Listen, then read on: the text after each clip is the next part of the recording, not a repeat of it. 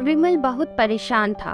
उसे समझ में नहीं आ रहा था कि वो इस परिस्थिति से कैसे निपटे।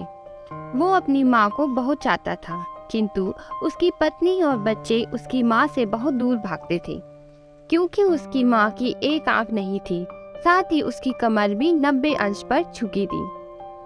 वैसे वह अपना काम सब खुद कर लेती है, किंतु फिर भी वो उसकी पत्नी और बच्चों के लिए हमेशा खटकती है। दादी, आप ऊपर के कमरे में जाओ, मेरे दोस्त आ रहे हैं, विमल के बेटे अखिल ने बड़े बेरुखी से कहा। पर बेटा, मैं तो यहाँ बहुत दूर बैठी हूँ, विमल की माँ ने बहुत प्यार से कहा। नहीं, आप उनके सामने मत रहो, वो मुझे चिढ़ाते हैं, अखिल ने जोर से डांटते हुए कहा। क्या हुआ अखिल, क्यों चिल्ला रहे हो? विमल की पत्नी कामनी ने किचन से ही आवाज लगाई। देखो न माँ, ये दादी यहीं ड्राइंग रूम में बैठी हैं और मेरे दोस्त आ रहे हैं, अखिल ने शिकायत भरे लहजे में कहा। माँ जी, आप ऊपर चली जाओ, क्यों हम लोगों को लजवाती हो? कामनी ने बेटे का पक्ष लेते हुए कहा। बेचारी सरस्वती चुपचाप उठकर जीने के सहारे ऊपर जाने लगी। कमर झुकी होने के कारण उन्हें ऊपर चढ़ने में बहुत परेशानी हो रही थी, किंतु वो पूरी ताकत से ऊपर के एक अकेले कोने वाले कमरे में जाकर बैठ गई। विमल बाजू के कमरे में सब सुन रहा था। उसे कष्ट हो रहा था कि उसकी माँ को अपमानित होना पड़ रहा है, किंतु वो असहाय था। अगर वो कुछ कहता है तो पत्नी और उसका बच्चा विरोध करने लगते हैं। दूसरे उनके तर्क भी नहीं सही लगते हैं। चूंकि वो एक प्रशासनिक अधिकारी था, उसका सामाजिक स्तर बहुत ऊंचा था। उसकी ससुराल भी एक उच्च घराने में थी, अतः वह चुपचाप इस तरह हर दिन अपनी माँ को अपमानित होते देखता रहता था। रात को विमल की पत्नी ने कहा, देखो जी, अब कुछ करो। कल कलेक्टर साहब की पत्नी आई थी, माँ जी अपनी देशी धुनधारा में उनसे मिली। मुझे बहुत शर्म आ रही थी, बताते हुए कि ये मेरी सास है। मैंने कह दिया कि दूर की रिश्तेदार है, इलाज करानी आई है। विमल को रोना आ गया, किंतु फिर भी वह चुप रहा। उसे समझ में नहीं आ रहा था कि वो क्या करे। अपने बेटे की मनस्थिति को सरस्वती अच्छी तरह से जानती थी और बेटे को कोई कष्ट ना हो, इसलिए वो हर बात को चुपचाप सह लेती थी। विमल बहुत उदास रहने लगा। एक तरफ परिवार और सामाजिक स्तर पर जीने की प्रतिबद्धता थी, तो दूसरी ओर माँ। आखिर माँ से अपने बेटे की यह हालत नहीं देखी गई। एक दिन उसने अपने बेटे से कहा, विमल, बहुत दिन हो गए हैं, मैं अपने गांव जाना चाहती हूँ, मुझे वहां पहुंचा दो, मेरा यहाँ मन नहीं लग रहा। किंतु माँ, वहाँ तो कोई नहीं है, तुम्हारी देखभाल कौन करेगा? विमल ने आश्चर्य से पूछा। अरे, सब गांव वाले तो हैं और वो तुम्हारे मामा जी तो उसी गांव में रहते हैं, और फिर हम सारी व्यवस्थाएं कर आएंगे ना। कामनी को तो जैसे मन की मुराद मिल गई हो। हाँ बेटा, बहू सही कह रही है, सरस्वती ने लंबी सांस लेते हुए कहा।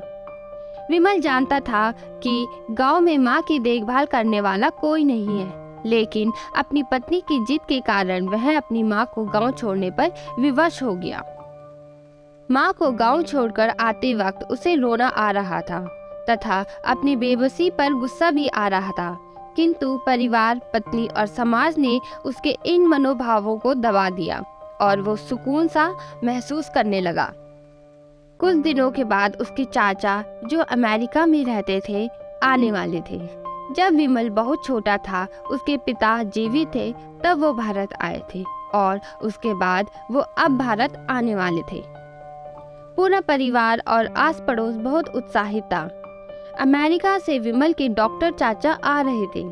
डॉक्टर रमेश ने जैसे ही घर में कदम रखा, सबने मिलकर बहुत उत्साह से उनका स्वागत किया। क्यों विमल, भाभी नहीं दिखाई दे रही, कहाँ है? डॉक्टर रमेश ने उत्साहपूर्वक पूछा। जी, वो गांव में रहती है, यहाँ उनका मन नहीं लगा, कामनी ने सपाट लहजे में उत्तर दिया। डॉक्टर रमेश ने विमल की ओर देखा तो विमल ने अपनी आंखें झुका ली। डॉक्टर रमेश सब समझ गए।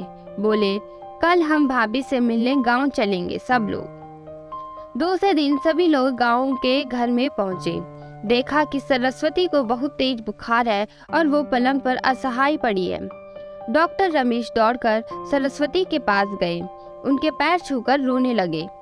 सरस्वती की ये हालत उनकी कल्पना से परे थी।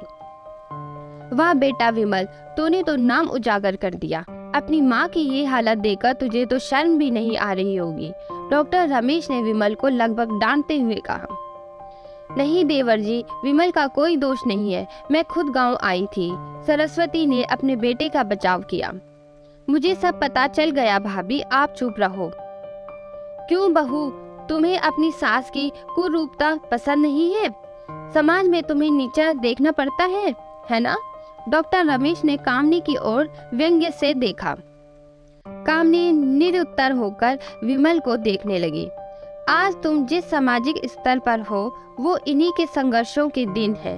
और बेटा विमल, तुम्हें शायद मालूम न हो कि बचपन में जब तुम 1 साल के थे तब छत से नीचे गिरने के कारण तुम्हारी एक आंख फूट गई थी और तुम्हारी रीढ़ की हड्डी में भी समस्या थी।